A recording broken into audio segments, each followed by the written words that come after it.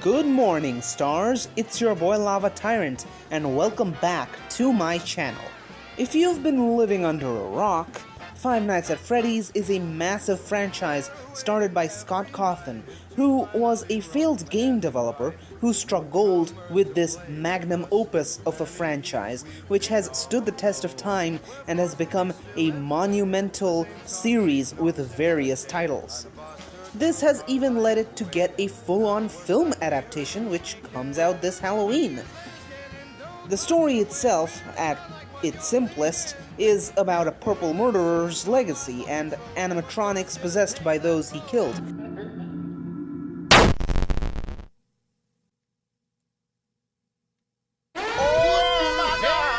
Was that the bite of 80? Yet its story has still yet to be solved and confuses pretty much everyone alive, other than Scott himself. Like, seriously, I don't think FNAF would still be as big if it wasn't as confusing as it is. Megaminds like MatPat feel fear when they hear its name. Suffice it to say, FNAF is iconic.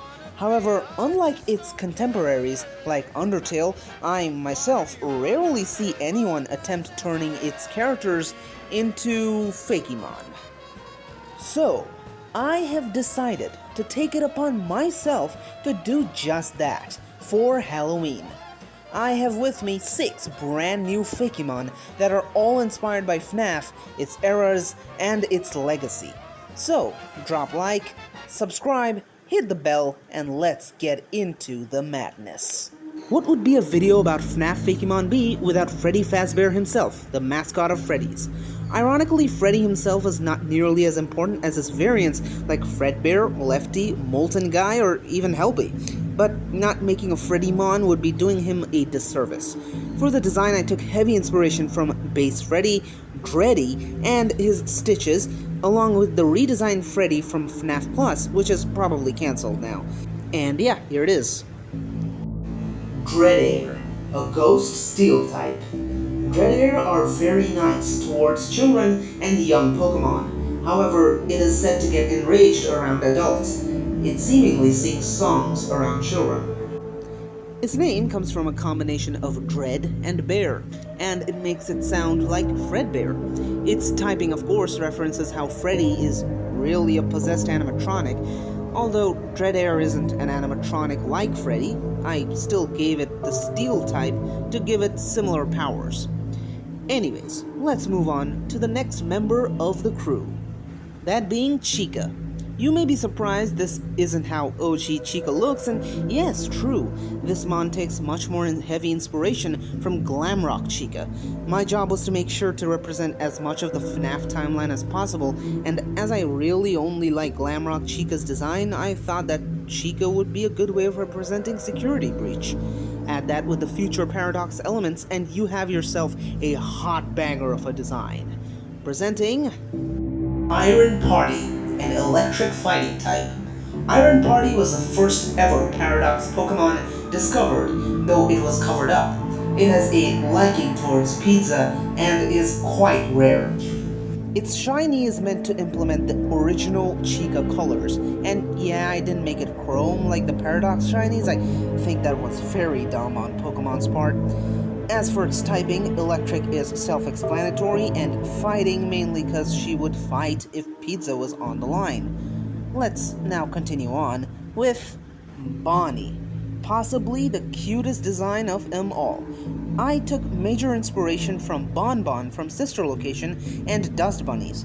Given that Bonnie already gets red circular cheeks, I thought it would be cool if it was a hypothetical Pika clone. I could see its tail turning into his guitar, so here it is.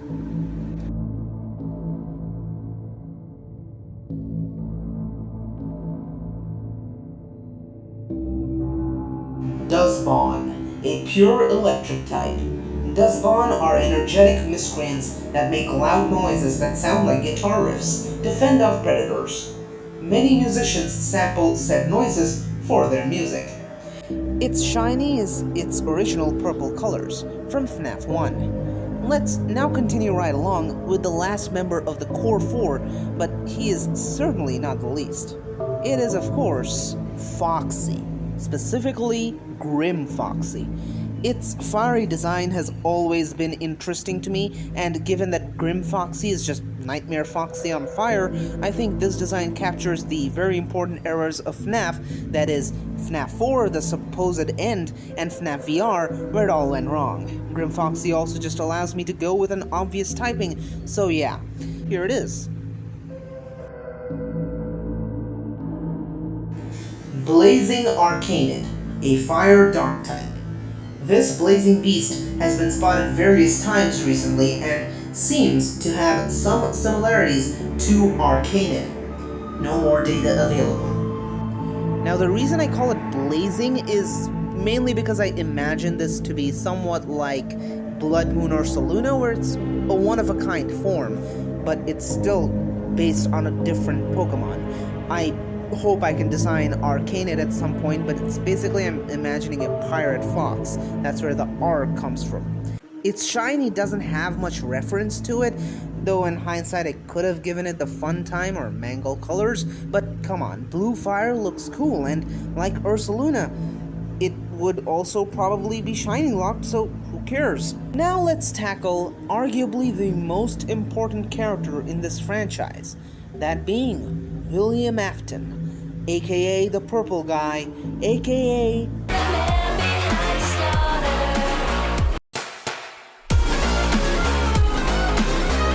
William is very important, notoriously known for his sheer will to not fucking die, like he survived 50 fires.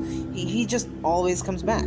He was the one who killed many children under the guise of Spring Bonnie, and he would be spring locked in his suit thanks to them. Although there is no.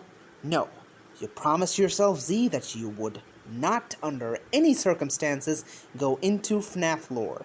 And Remnant, and Agony, and Phasgoo, and the Mimic, and oh so much agony.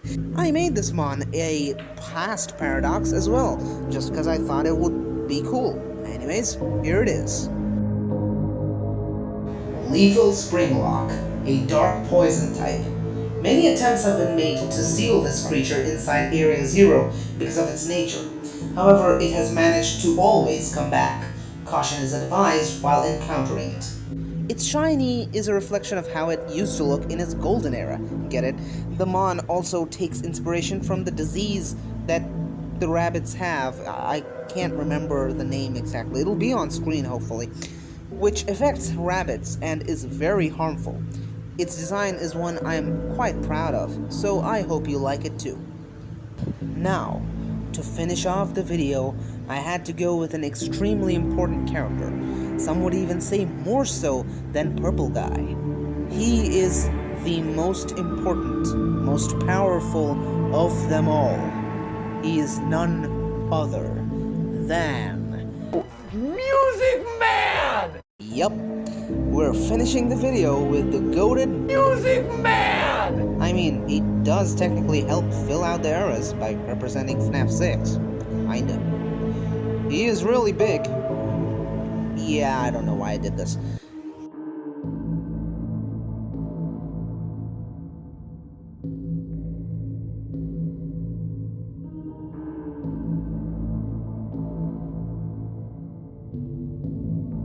Arachmuse, a bug dragon type.